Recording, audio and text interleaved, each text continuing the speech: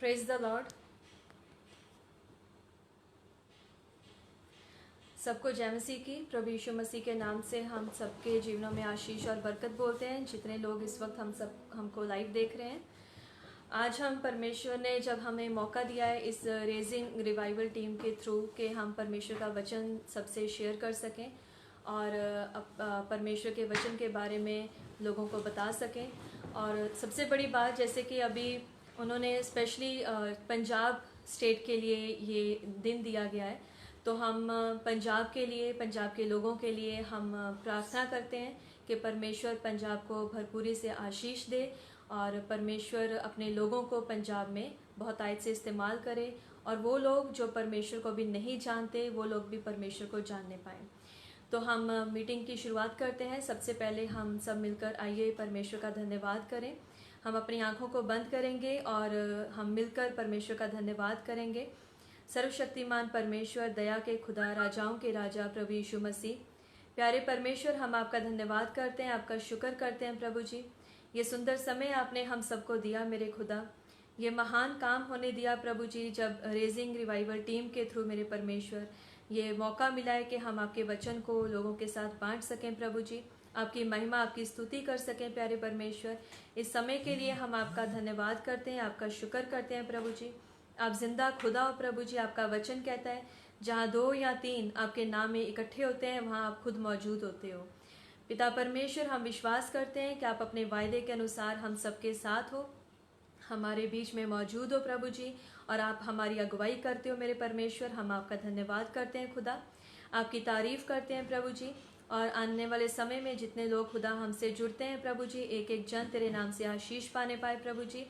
मैं अपने आप को प्रभु जी आपके हाथों में सौंपती हूँ। जब हम आपकी महिमा स्तुति करते हैं, हम आपके पवित्र वचन से पढ़ते हैं, सुनते हैं मेरे परमेश्वर, तो वो वचन हम सब के जीवनों में कार्य करने पाए प्रभु जी। हम सबसे बातचीत कीजिए अपने वचन के द्वारा, क्योंकि आपका वचन ही है जो हमें ताकत देता है, आपका वचन है जो हमें सामर्थ्य देता है।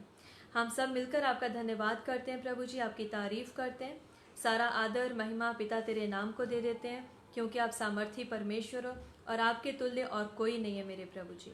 हम आपका धन्यवाद करते हैं और इस दुआ प्रार्थना को प्रभु यीशु मसीह के नाम से मांग लेते हैं। आमीन आमीन। धन्यवाद प्यारे परमेश्वर, हम आपका धन्यवाद करते हैं। आइए अब हम मिलकर प्रभु के नाम का धन्यवाद करेंगे गीत के द्वारा। तो अभी हम अपने बेटे युवराज के साथ मिलकर हम एक गीत गाएंगे और वो गीत है धन्यवाद के साथ स्तुति गाऊंगा। आइए हम मिलकर परमेश्वर का धन्यवाद करते हैं, उसकी हजूरी में चलते हैं। धन्यवाद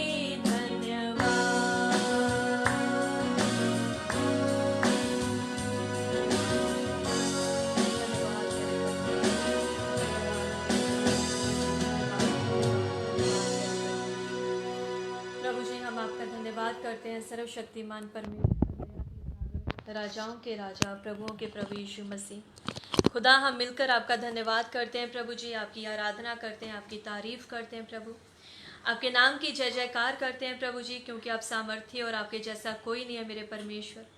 आप जल्द आने वाले परमेश्वर हो प्रभु जी। आपने वायदा किया है कि आप जैसे आप बादलों पर गए हो वैसे ही प्रभु जी बादलों पर वापस आओगे और अपने लोगों को अपने साथ लेकर जाओगे मेरे परमेश्वर। हम आपका कोटि कोटि धन्यवाद करते हैं खुदा, हम आपकी तारीफ आपकी स्तुति करते हैं प्यारे परमेश्वर, आपके नाम को ऊंचा उठाते हैं प्रभु यीशु मसीह। प्रभु जी हम इस वक्त प्रभु जी खास तौर से प्रभु जी पंजाब के लिए प्रार्थना करते हैं प्यारे परमेश्वर।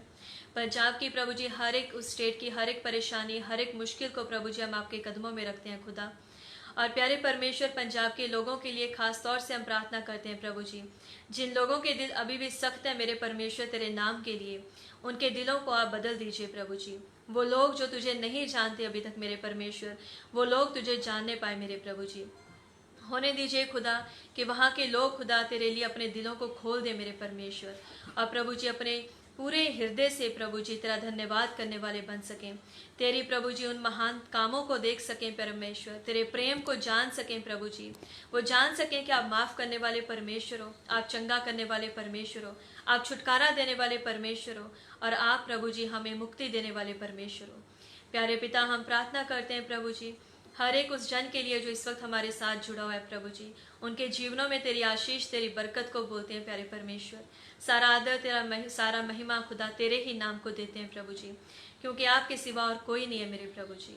आप महान हो, आप सामर्थी हो खुदा, आपका धन्यवाद करते हैं प्रभु जी। इस प्रोग्राम के ऑर्गेनाइजर्स को तेरे हाथों में सौंपते हैं, उन्हें तेरे उनके जीवन में तेरे नाम की आशीष और बरकत को बोल देते हैं प्रभु जी। उन्हें आप बहुतायत से ब्लेस कीजिए और अपने प्रभु जी अपने राज्य के लिए उन्हें और इस्तेमाल कीजिए मेरे परमेश्वर। हम आपका धन्यवाद करते हैं खुदा, सारा आदर महिमा तेरे नाम को देते हैं प्रभु यीशु मसीह के नाम से इस दुआ प्रार्थना को मांग लेते हैं, आमीन आमीन आमीन। आइए हम एक और गीत गाएंगे परमेश्वर की महिमा के लिए। परमेश्वर के वचन में जाने से पहले हम परमेश्वर की महिमा के लिए एक और गीत गाएंगे, और वो गीत है आओ हम यहोवा का धन्यवाद करें। आइए हम सब मिलकर गीत गाते हैं। जिनको ये गीत आता है वो हमारे साथ इस गीत को गा सकते हैं, और जिन्हें अभी ये गीत नहीं आता है वो इस गीत को सुन सकते हैं और फिर इसको गा सकते हैं हमारे साथ। चलें हम मिलकर इस गीत को गाएंगे, आओ हम यहोवा का धन्यवाद करें।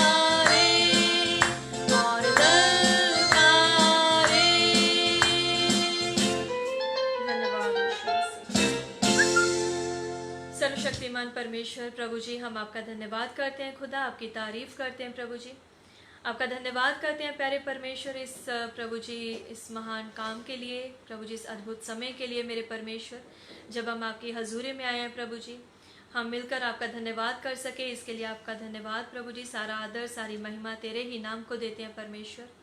प्रभु जी, अब जब हम आपके पवित्र वचन को पढ़ने जा रहे हैं मेरे प्रभु जी, मैं प्रार्थना करती हूँ खुदा, आप प्रभु जी मेरे मुंह को अपने नाम के लिए इस्तेमाल कीजिए प्रभु जी। बोलने वाली मैं नहीं, लेकिन तेरा आत्मा होने पाए मेरे परमेश्वर। और प्रभु जी, आप हमसे बातचीत कीजिए प्रभु जी। जो वचन शेयर किया जाए प्रभु जी, वो वचन लोगों के जीवन में कार्य करने पाए, हम सबके जीवनों को वो बदलने पाए मेरे परमेश्वर। आपका पवित्र आत्मा हमारी अगुवाई करे प्रभु जी। हम अगले समय को आपके हाथों में सौंप देते हैं प्रभु, यीशु मसीह के नाम से इस दुआ प्रार्थना को मांग लेते हैं, आमीन आमीन। तो आइए अब हम परमेश्वर के वचन की ओर चलते हैं, और परमेश्वर के वचन में अब हम आज जो मैंने परमेश्वर के वचन में से जो टॉपिक लिया है वो है परमेश्वर का भय, फियर ऑफ गॉड। यानी कि हम परमेश्वर का भय क्या चीज़ है, परमेश्वर का भय हमारे अंदर क्यों होना चाहिए, और परमेश्वर का वचन उसके बारे में हमें क्या बताता है। आज हम थोड़ा सा उसकी ओर मनन करेंगे।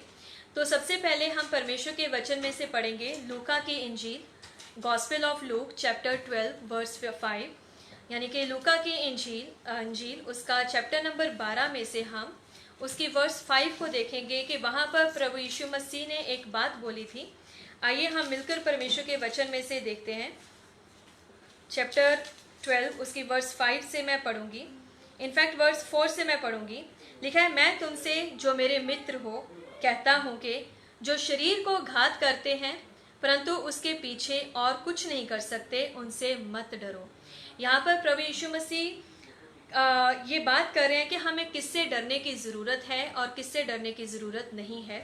तो यहाँ पर जब प्रभु अपने डिसाइपल्स को, अपने चेलों को एक बात कह रहे हैं कि मैं तुमसे एक बात कहता हूँ जो तुम मेरे मित्र हो, यानी कि प्रभु यीशु मसीह अपने चेलों को अपने मित्र कहकर बुला रहे हैं और कहते हैं उनसे मत डरो जो शरीर को घात करते हैं और उसके बाद उससे आगे वो कुछ भी नहीं कर सकते हैं। यानी कि इन संसार के लोगों को, या जो लोग जो परमेश्वर से दूर भागते हैं, उनको खुदा का वचन कह रहा है, प्रभु यीशु मसीह कह रहे हैं उनसे नहीं डरो जो तुम्हें नाश कर सकते हैं, लेकिन सिर्फ तुम्हारे शरीर को नाश कर सकते हैं और उसके बाद वो और उसके अलावा वो कुछ भी नहीं कर सकते। लेकिन प्रभु कह रहे हैं, मैं कहता हूँ उससे डरो। कहते मैं तुम्हें चिताता हूँ कि तुम्हें किससे डरना चाहिए। तो प्रभु यीशु मसीह कह रहे हैं मैं तुम्हें बताता हूँ कि तुम्हें अभी किससे डरने की ज़रूरत है। इंसानों से डरने की ज़रूरत नहीं है जो कि सिर्फ शरीर को घात कर सकते हैं और उसके बाद वो तुम्हारा कोई नुकसान नहीं कर सकते, लेकिन तुम्हें डरना है तो उससे डरो, घात करने के बाद जिसको नर्क में डालने का अधिकार है उसी से डरो। हाँ, मैं तुमसे कहता हूँ उसी से डरो। यानी कि अगर हमें डरना है तो हमें उससे डरने की ज़रूरत है जो सिर्फ हमें घात ही नहीं कर सकता, घात करने के बाद नर्क में डालने का भी अधिकार रखता है। यानी कि वो कौन है जो हमें नर्क में डालने का अधिकार रखता है? परमेश्वर। हमारा वो परमेश्वर ही है जिसके पास अधिकार है कि वो हमें हमारे मरने के बाद, हमारी मृत्यु के बाद हमें वो स्वर्ग में लेके जाता है या नर्क में लेके जाता है। तो यहाँ पर प्रभु यीशु मसीह इस बात को बहुत क्लियर बता रहे हैं कि हमें किससे डरने की ज़रूरत है। हमें परमेश्वर से डरने की ज़रूरत है। हमारे अंदर किसका भय होना चाहिए? हमारे अंदर परमेश्वर का भय होना चाहिए, क्योंकि वही जो हमें नाश भी कर सकता है, हमें बाद में नर्क में भी डाल सकता है, तो उसी का डर रखना है। हालेलुया। तो यहाँ पर जब प्रभु यीशु मसीह ने ये बात बोली है कि हमें किससे डरना है? परमेश्वर से डरना है। ये बात मैं अपनी ओर से नहीं बोल रही हूँ या किसी और बुक से नहीं मैं बोल रही हूँ, ये परमेश्वर का वचन ही है जो हमें बता रहा है कि हमें परमेश्वर से डरने की ज़रूरत है। आगे हम देखेंगे कि परमेश्वर ने सिर्फ यहीं पर नहीं बोला है। जब हम नया नियम यानी कि न्यू टेस्टामेंट पढ़ते हैं तो प्रभु यीशु मसीह ने ही ये बात नहीं बोली है। अगर हम इसको पुराने टेस्टामेंट में, ओल्ड टेस्टामेंट में लेके जाते हैं, तो अगर आप साम्स यानी कि जबूर और भजन संहिता, हिंदी में भजन संहिता, पंजाबी में जबूर और इंग्लिश में साम्स, उसका अगर हम चैप्टर 25 देखते हैं, आइए मैं आपको खोलकर और पढ़कर सुनाऊंगी कि चैप्टर 25 में परमेश्वर का वचन हमसे क्या कहता है। लिखा है, वे कौन है जो यहोवा का भय मानता है अब यहाँ पर जो हम जानते हैं कि जो ज़्यादातर जो परमेश्वर के ये जो साम्स हैं, ये जो भजन हैं, किसके द्वारा लिखे गए हैं? दाऊद के द्वारा लिखे गए हैं। तो यहाँ पुराने नियम में दाऊद भी एक बात बोल रहा है। दाऊद कहता है कि वो कौन है जो यहोवा का भय मानता है। अगर कोई यहोवा का भय मानता है तो आगे उसके लिए दाऊद ने एक बात बोली है, यहोवा उसको उसी मार्ग पर जिससे वह प्रसन्न होता है चलाएगा। तो अगर हम यहोवा का भय मानते हैं, यानी कि अगर हम परमेश्वर का भय हमारे अंदर है, हमें पता है कि देयर इज़ अ गॉड, और अगर हमें पता है कि वो जो गॉड है वो हमें हर वक्त देख रहा है, वो हर वक्त हमें वॉच कर रहा है, वो कभी सोता नहीं है, कभी ऊँगता नहीं है। परमेश्वर के वचन में हम इस बात को पढ़ते हैं कि he never slumbers, he not स्लीप्स। तो हमारा खुदा जो है वो हर वक्त जागता है, हर वक्त हमें देखता है। तो कहता है, दाऊद यहाँ कह रहा है कि वो कौन है जो यहोवा का भय मानता है। यहोवा उसको उसी मार्ग पर जिससे वह प्रसन्न होता है चलाएगा। कौन प्रसन्न होता है? जिससे हमारा परमेश्वर प्रसन्न होता है। इंसान के लुभाने के बहुत सारे मार्ग हैं। इंसान को कभी एक मार्ग अच्छा लग सकता है और दूसरे ही पल उसको कोई दूसरा मार्ग भी अच्छा लग सकता है। इंसान अगर आज एक सही मार्ग पर जा रहा है, दूसरा ऐसा मार्ग जो गलत रास्ते की ओर जा रहा है, जो उसे गलत डेस्टिनेशन पे लेके जा रहा है, लेकिन उसके रास्ते में बहुत लुभावनी वस्तुएं हैं, उसके रास्ते में बहुत टेम्पटेशंस हैं उसके लिए, या बहुत सारी उसे सक्सेस नज़र आ रही है, तो हो सकता है वो इंसान पहले मार्ग को, पहले रास्ते को छोड़कर किधर चला जाए? दूसरे मार्ग की ओर चला जाए। लेकिन हमारा परमेश्वर ऐसा नहीं करता। हमारे वचन, यहाँ प्रभु के वचन में लिखा है कि जो यहोवा का भय मानता है, लिखा है यहोवा उसको उसी मार्ग पर चलाएगा जिससे वह प्रसन्न होता है, यानी कि जिससे हमारा परमेश्वर प्रसन्न होता है, यहोवा उसे उस मार्ग पर लेके जाएगा। और यहोवा को प्रसन्न करने वाला मार्ग कौन सा है? यहोवा को प्रसन्न करने वाला मार्ग वो है जो हमें उसके पास लेकर जाता है, जो हमें परमेश्वर से जाकर मिला देता है, यानी कि जो हमें स्वर्ग की ओर लेके जाता है। परमेश्वर का मार्ग हमें किसी गलत जगह नहीं लेके जाएगा। परमेश्वर का मार्ग हमें नर्क की ओर नहीं लेके जाएगा। परमेश्वर का मार्ग हमें किसी मुश्किल में नहीं डालेगा, ऐसी मुश्किल जिसका कोई हल ना हो, राइट। लेकिन परमेश्वर हमें उस मार्ग पर लेके जाता है जिसकी डेस्टिनेशन क्या है? जिसकी डेस्टिनेशन परमेश्वर का अपना घर है, यानी कि परमेश्वर का स्वर्ग है। हालेलुया। तो यहाँ पर परमेश्वर के वचन में हम पढ़ रहे हैं यहोवा का भय मानने के बारे में। अगर इसी के साथ मैं आपको एक और वर्स पढ़ाऊं, वर्स 14, इसी चैप्टर के वर्स 14 में लिखा हुआ है, यानी कि 14 में लिखा हुआ है, यहोवा के भेद को वही जानते हैं जो उससे डरते हैं।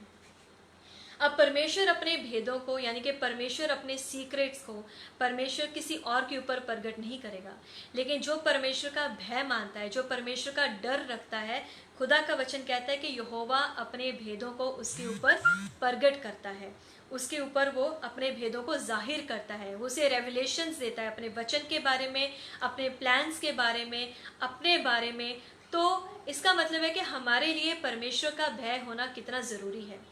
अब जब मैं भय की बात करती हूँ या डर की बात करती हूँ, इसका मतलब ये नहीं है कि जैसे हम एक नॉर्मल इंसान के अंदर किसी दूसरे इंसान का डर होता है, राइट। एक डर होता है कि जिससे हम खौफ खाते हैं कि ये मेरे पास ना आ जाए या ये कहीं मुझे देख ना ले, एक वो डर होता है, राइट। लेकिन परमेश्वर से भय रखना, यानी कि परमेश्वर का खौफ कैसा है? परमेश्वर का जो खौफ है वो एक प्रेम वाला डर है। जब हम परमेश्वर से प्रेम रखते हैं, जब हम परमेश्वर के और देखते हैं, जब परमेश्वर का वचन हमारे पास है, तो हमें पता है कि परमेश्वर को कौन सी बातें पसंद है, कौन सी बातें पसंद नहीं है, परमेश्वर का हमारे कौन से काम अच्छे लगते हैं, कौन से काम अच्छे नहीं लगते हैं। तो इन सारी बातों का जब हम ध्यान रखते हैं और यानी कि हम परमेश्वर से प्रेम करते हैं और उसको हम नाराज़ नहीं करना चाहते, उसके कमांडमेंट्स को हम पूरा करना चाहते हैं, क्योंकि खुदा के वचन में लिखा हुआ है, हम जॉन के गॉस्पल में यानी कि यूहन्ना की पुस्तक में देखते हैं, प्रभु यीशु मसीह कहते हैं जो मुझसे प्रेम करता है वो मेरी आज्ञाओं को मानेगा।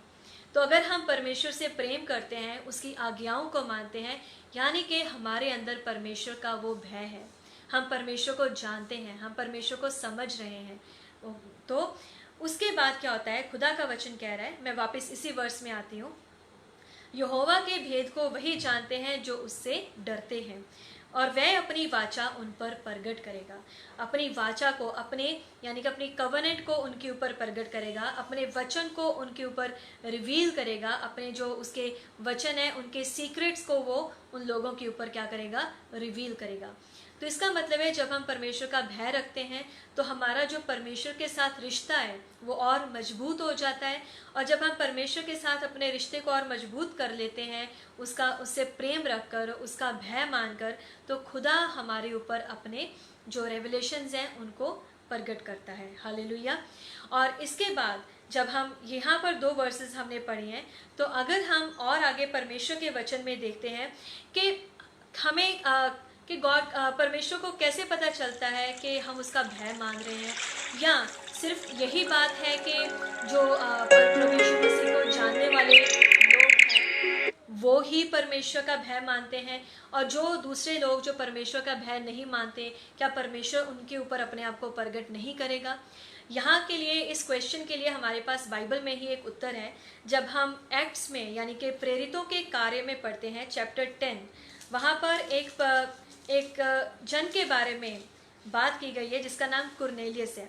और कुरनेलियस कौन है? अगर मैं एक्ट्स यानी कि प्रेरितों की पुस्तक उसका चैप्टर 10 में से हम पढ़ते हैं, उसकी फर्स्ट वर्स से पढ़ते हैं, लिखा है, कैसरिया में कुरनेलियस नाम का एक मनुष्य था जो इतालियनी नामक पलटन का सूबेदार था। तो वो इटालियन पलटन का क्या था? वो लेफ्टिनेंट जनरल टाइप था। और लिखा है वह भक्त था और अपने सारे घराने समेत परमेश्वर से डरता था। अब वो यहाँ नहीं लिखा हुआ कि वो प्रभु यीशु मसीह से का भक्त है, या कुछ ऐसा नहीं लिखा गया है, लेकिन लिखा है वो परमेश्वर का भक्त था, वो परमेश्वर का डर रखता था। उसे पता था कि there is a supreme power, और वो उस सुप्रीम पावर, उस परमेश्वर को जिसको उसने देखा नहीं है, लेकिन वो उसका भय मानता है। और लिखा है वो यहूदी लोगों को बहुत दान देता।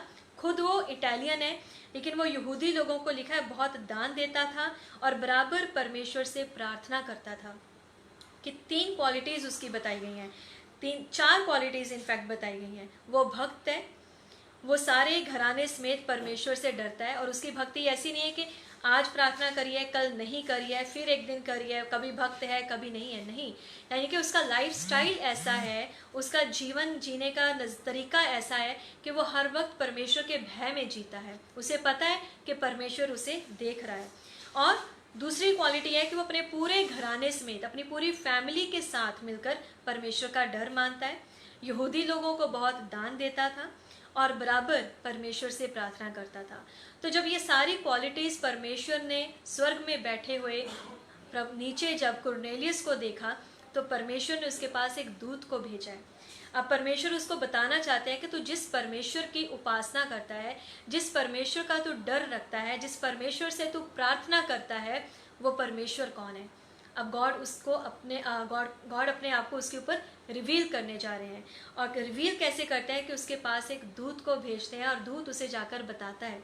दूत सिर्फ यही नहीं बताता कि परमेश्वर को तू पसंद है, परमेश्वर को तेरा जो तू परमेश्वर को प्रार्थना करता है वो परमेश्वर ने एक्सेप्ट कर ली है, परमेश्वर ने ग्रहण की है, लेकिन इससे भी बढ़कर परमेश्वर ने उसके लिए एक और इंतज़ाम करा है।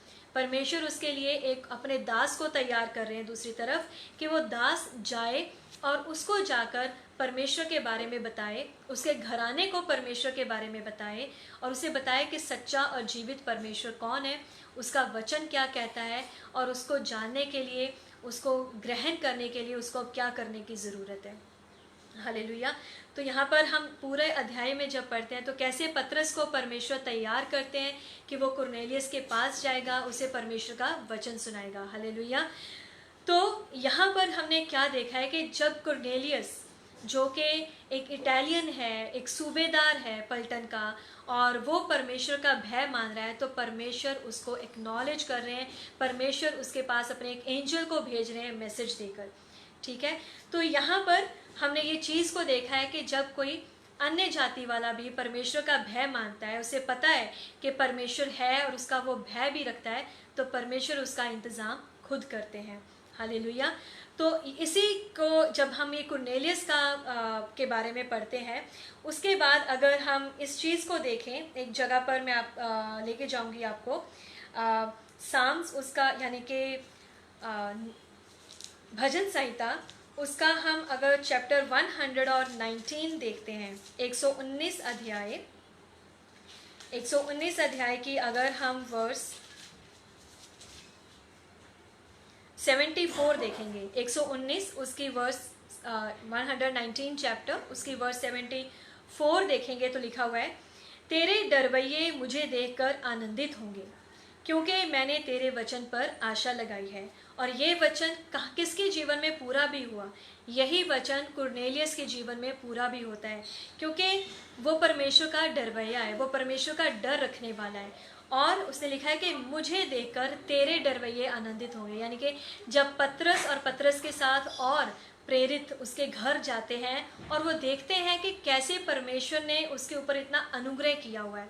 और कुरनेलियस सिर्फ इतने से नहीं हो जाता, लिखा है कि वो कुरनेलियस बहुत खुश होता है जब पतरस उसके घर जाता है, वो उसके पाँव में पड़ जाता है, उसका पूरा आदर सत्कार करता है। वो सिर्फ अपनी फैमिली को लेकर नहीं इंतज़ार कर रहा था, उसने आस पड़ोस के सब लोगों को बुलाया होता है, अपने जितने उसकी जाति के लोग होते हैं सबको बुलाया होता है कि हर कोई परमेश्वर के बारे में जाने।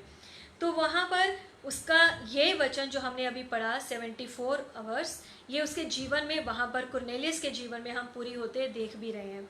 और आज भी जब कोई नया जन परमेश्वर, जो परमेश्वर का खौफ रखता है, परमेश्वर का भय है उसके जीवन में, और जब किसी दूसरे इंसान को जो परमेश्वर को जानता है, प्रभु यीशु मसीह को जानता है, उसको पता चलता है तो उसको आनंद होता है। वो जब वो दो जन आपस में मिलते हैं परमेश्वर को जानने वाले, तो उन दोनों को एक दूसरे से क्या मिलता है? आनंद मिलता है। लिखा है, तेरे डरवैये मुझे देखकर आनंदित होंगे क्योंकि मैंने तेरे वचन पर आशा लगाई है। अब वो आनंदित क्यों होंगे? क्योंकि मैंने क्या किया है? मैंने परमेश्वर के वचन पर आशा लगाई है। वहाँ पर कुरनेलियस ने क्या किया था? कुरनेलियस ने भी परमेश्वर के वचन पर आशा लगाई हुई थी।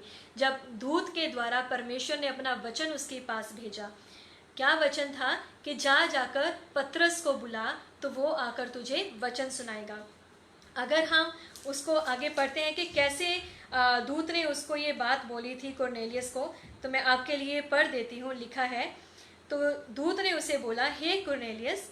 उसने उससे ध्यान से देखकर कहा और डर कर कहा, हे प्रभु क्या है? तो कहा, तेरी प्रार्थनाएं और तेरे दान स्मरण के लिए परमेश्वर के सामने पहुँचे हैं, और अब याफा में मनुष्य भेजकर शमौन को, जो पतरस कहलाता है, बुलवा ले।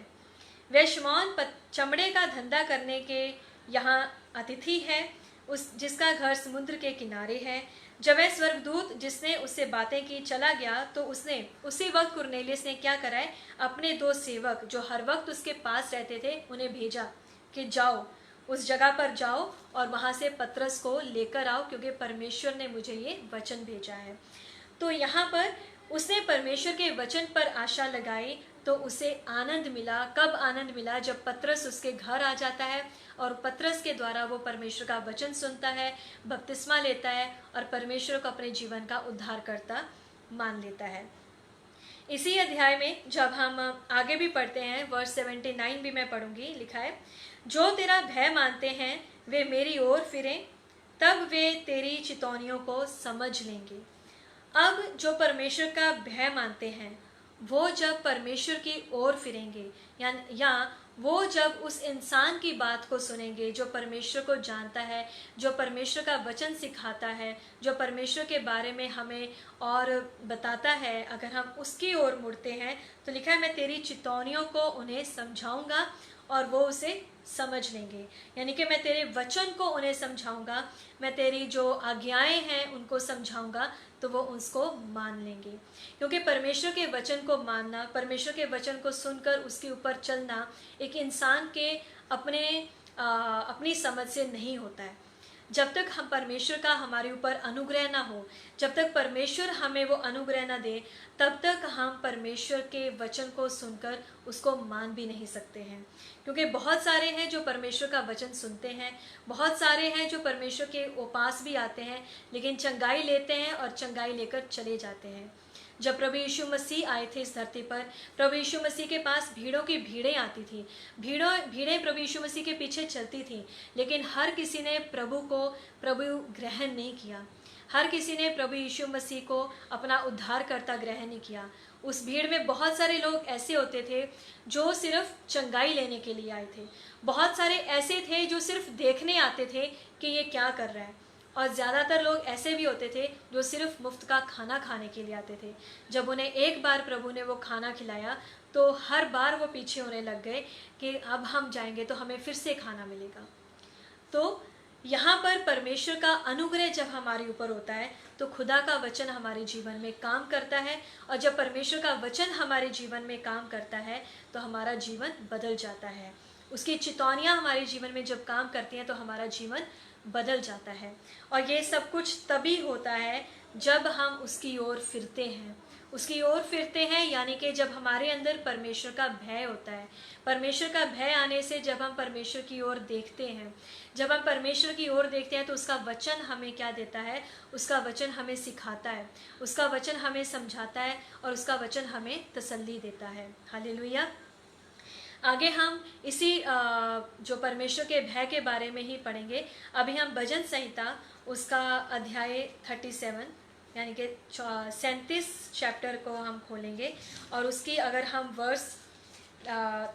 अध्याय 34 34 की 7 को देखेंगे। भजन संहिता 34 का 7 देखेंगे तो लिखा हुआ है, यहोवा के डरवैयों के चारों ओर उसका दूत छावनी किए हुए उनको बचाता है।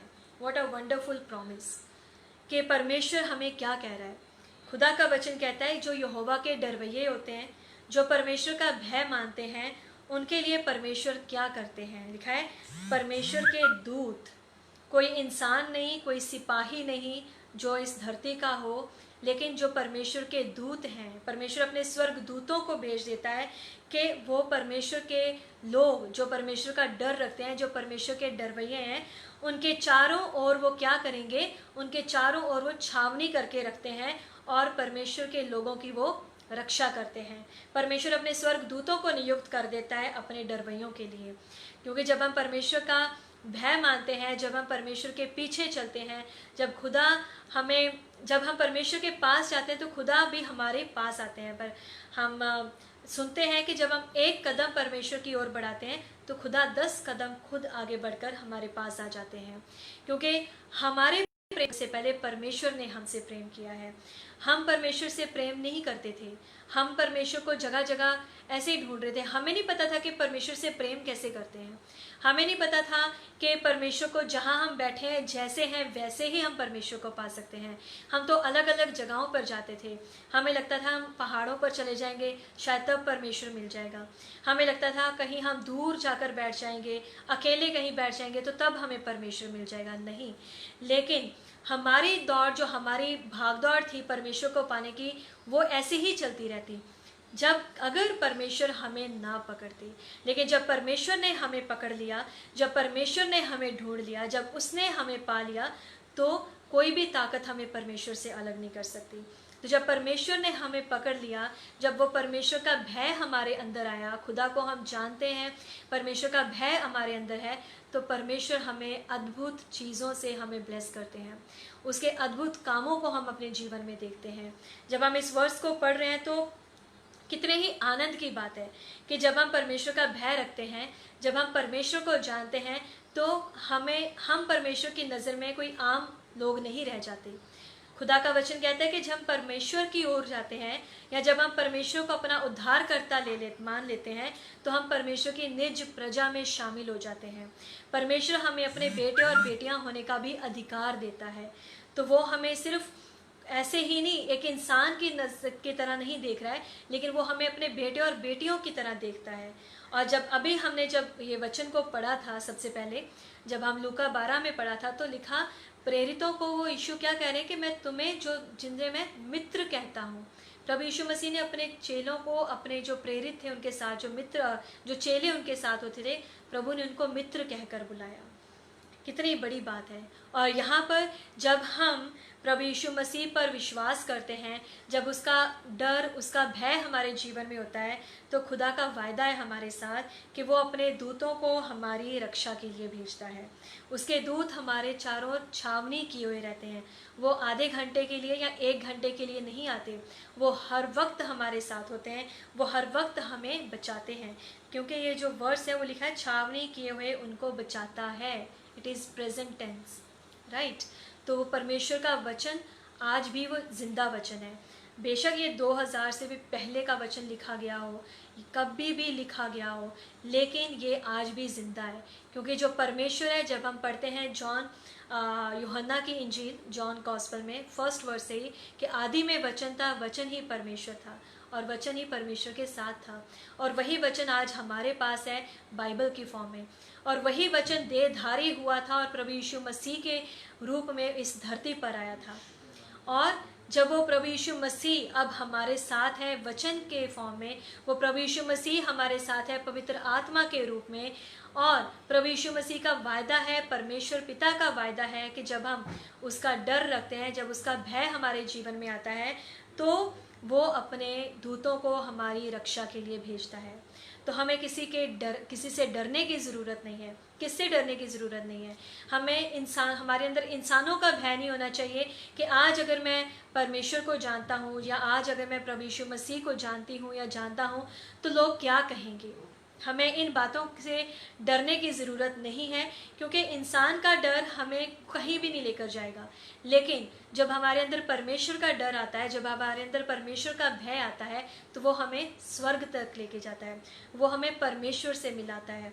हम उससे दूर नहीं, लेकिन हम उसके और नज़दीक हो जाते हैं। परमेश्वर का डर हमें परमेश्वर के नज़दीक लेकर जाता है। लेकिन जब हम किसी इंसान से डरते हैं, तो हम इंसान से दूर होना चाहते हैं, है ना। प्रैक्टिकल बात है कि अगर किसी इंसान से डर लगता है, तो डेफिनेटली वो उसको देखना भी नहीं चाहेगा, उसके पास भी नहीं जाना चाहेगा, उसको हर वक्त वो इग्नोर करना चाहेगा, उसकी बात भी नहीं करेगा। बट जब परमेश्वर का डर हमारे अंदर आता है, जब परमेश्वर का भय हमारे अंदर आता है, तो वो हमें परमेश्वर के नज़दीक लेकर जाता है। हमें अच्छा लगने लगता है कि हम परमेश्वर के साथ बात करें, उसके प्रेजेंस में हर वक्त रहें, उसके वचन की ओर मनन करें, उसकी बातों के बारे में सोचें कि प्रभु यीशु मसीह ने हमें क्या बातें सिखाई हैं। अगर मैं इस सिचुएशन में हूँ, तो परमेश्वर का वचन मुझे क्या करने को कहता है। हालेलुया। तो ये सारी बातें हमारे अंदर कब आती हैं? जब परमेश्वर का भय हमारे जीवन में होता है, जब परमेश्वर का डर हमारे जीवन में होता है। ये जो डर वर्ड है, वैसे तो वाकई जब डर वर्ड हम इस्तेमाल करते हैं तो किसी बुरी सी चीज़ के लिए करते हैं कि इस चीज़ से मुझे बहुत डर लगता है।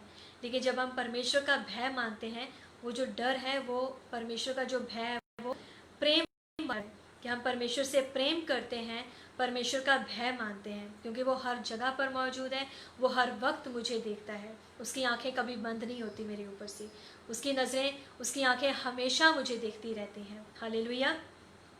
आगे हम पढ़ेंगे, अब हम जाएंगे इसमें भजन संहिता के बाद हम इसी चीज़ को पढ़ेंगे, परमेश्वर के भय के बारे में ही आज हम बात करेंगे। अगर हम नीति वचन में जाते हैं, नीति वचन में चैप्टर 9 में एक जो वर्स 10 लिखी हुई है, बहुत अच्छी वर्स है ये। हम अक्सर इस वर्स को पढ़ते हैं, सुनते हैं, और बहुत बारी बच्चों को ये वर्स सिखाई जाती है जब हम पढ़ने के लिए जाते हैं। इनफैक्ट जिस स्कूल में मैं पढ़ाती हूँ, वहाँ पर भी ये हमारे स्कूल की डायरी में हर वक्त लिखी होती है। वर्स क्या है?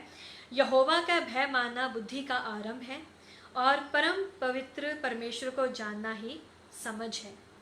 बुद्धि का आरंभ, the fear of the God is the beginning of wisdom.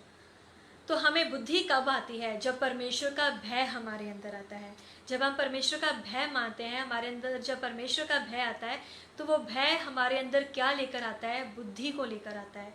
सिर्फ वर्ल्डली विजडम नहीं देता है परमेश्वर हमें स्पिरिचुअल विजडम देता है, परमेश्वर हमें हेवनली विजडम देता है, परमेश्वर हमें उसके वचन को समझने की, उसके वचन के ऊपर चलने की भी बुद्धि देता है।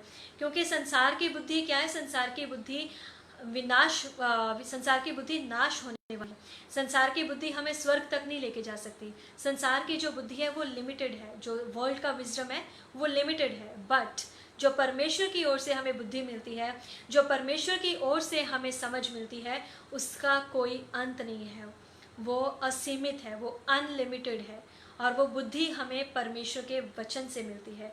जब हम परमेश्वर का भय मानते हैं और वो बुद्धि हमारे अंदर आती है तो हम खुदा के वचन को पढ़कर खुदा के वचन को समझ सकते हैं, और वो वचन, वो बुद्धि हमें क्या देती है, हमें ज्ञान देती है। और लिखा है परम पवित्र ईश्वर को जानना ही समझ है। और अंडरस्टैंडिंग किसमें है?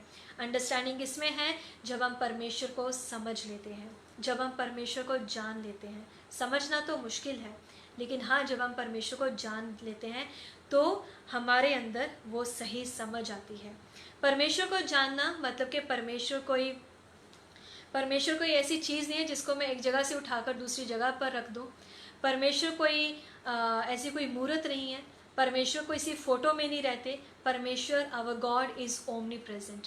ही is present everywhere. He watches us in every corner of the world, in the whole universe. उसकी नज़रें हर एक के ऊपर लगी रहती हैं। ये नहीं कि परमेश्वर अगर मुझे देख रहा है तो आपको नहीं देख रहा है। परमेश्वर हर एक को देख रहा है। परमेश्वर सब जगह है। तो ये हमें ज्ञान, ये हमें समझ कब मिलती है? जब हमारे अंदर परमेश्वर का भय आ जाता है। परमेश्वर का भय हमें बुद्धि देता है। परमेश्वर का भय हमारे अंदर समझ को देता है, जिससे हम जानते हैं कि हमारा परमेश्वर हमसे क्या चाहता है। हालेलुया। इसी में हम प्रोवर्ब्स, अगर हम चैप्टर 3 में पढ़ते हैं, नीति वचन 3 उस अध्याय, अगर हम उसकी वर्स पढ़ेंगे 7, तो उसमें भी यही बात लिखी गई है। लिखा है अपनी दृष्टि में बुद्धिमान ना होना, यहोवा का भय मानना और बुराई से अलग रहना।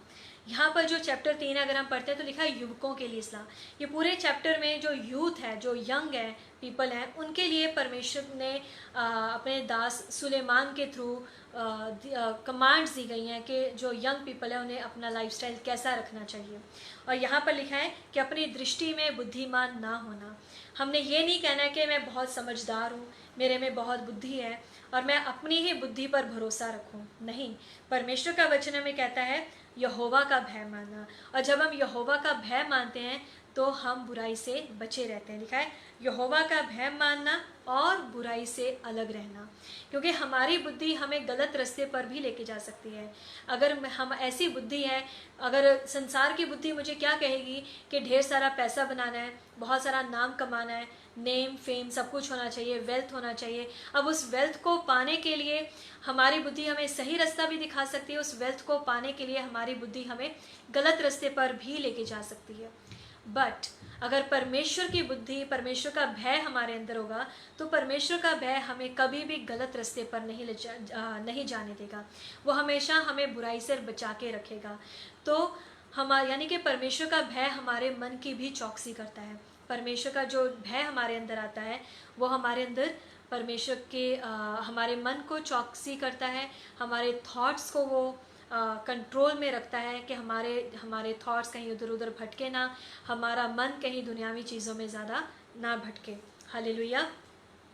तो अगर हम इसी चीज़ में आगे कंटिन्यू करते हैं कि परमेश्वर के वचन में बहुत जगह पर बहुत सारी बातें लिखी हुई हैं, बहुत कुछ हम परमेश्वर के भय के बारे में भी पढ़ते हैं, लेकिन मैंने कुछ पॉइंट्स लिए हैं कि हम जान सकें, आज जितना समय हमें मिला है उस समय में हम जान सकें कि अगर हम परमेश्वर का भय रखते हैं तो हमारे जीवन में कौन सी आशीषें आती हैं। हमारे जीवन में अभी हमने पढ़ा है कि हमारे जीवन में जब हम परमेश्वर का भय रखते हैं तो यहोवा हमें अपनी बुद्धि देता है, यहोवा हमें समझ देता है, हमें ज्ञान देता है, क्योंकि यहोवा का भय मानना बुद्धि का आरंभ होता है।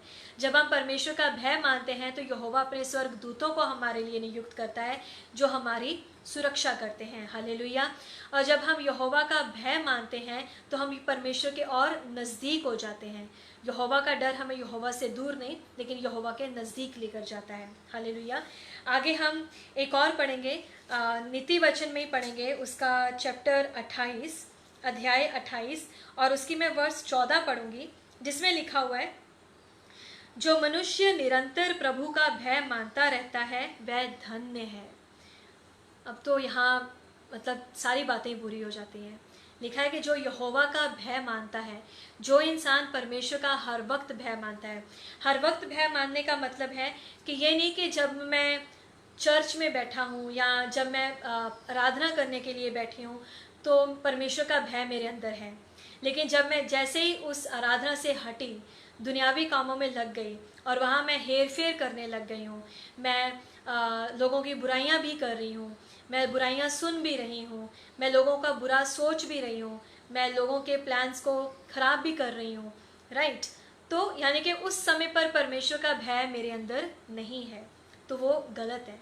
खुदा का वचन कहता है जो मनुष्य निरंतर परमेश्वर का, प्रभु का भय मानता रहता है, जो हर वक्त परमेश्वर का भय मानता रहता है, वह धन्य है। He is blessed, he is blessed. जो गॉड का भय, परमेश्वर का जो फियर है, हर वक्त उसके अंदर रहता है। लिखा है परंतु जो अपना मन कठोर कर लेता है वह विपत्ति में पड़ता है। और उसके अपोजिट क्या हो रहा है? जो अपने मन को कठोर कर लेता है, जो कहता है कि नहीं, परमेश्वर तो है ही नहीं, जो कहता है कि जिसको मैंने देखा ही नहीं है मैं उसका भय कैसे मानूं। क्योंकि संसार में आजकल ख़ास तौर पे इन हालातों में, आजकल के जो एंड टाइम्स चल रहे हैं, इनमें ख़ास तौर से ये बात होती है कि बहुत सारे लोग तो सिर्फ साइंस को ही सुप्रीम मानते हैं। वो कहते हैं साइंस के अलावा कुछ है ही नहीं, साइंस ही है जो इंसान को जीवन देती है, साइंस से ही सब कुछ होता है। बट अगर गॉड नहीं है, अगर गॉड नहीं है तो सोचने वाली बात है, ये जो इतने सारे सॉल्यूशंस इंसान के मन में आते हैं, जो माइंड इंसान का इतना चलता है, वो कैसे चल सकता है? वो परमेश्वर का अनुग्रह ही है। जो साइंटिस्ट इतने इन्वेंशंस करते हैं, इतनी डिस्कवरीज करते हैं, वो अपने आप से नहीं हो सकती अगर परमेश्वर अलाउ ना करे। अगर परमेश्वर अलाउ करना बंद कर दे तो कोई भी डिस्कवरी ना हो, कोई भी इन्वेंशन ना हो, सारे इंसानों के प्लान्स ख़त्म हो जाएं। हालेलुया। तो यहाँ पर खुदा का वचन हमें कह रहा है कि जो अपने मन को कठोर कर लेता है वह में पड़ता है। तो जो इंसान अपने मन को कठोर करता है, वो कहता है कि परमेश्वर नहीं है, जिसके अंदर परमेश्वर का भय नहीं है, वो विपत्ति में पड़ता है। कौन सी विपत्ति में पड़ेगा?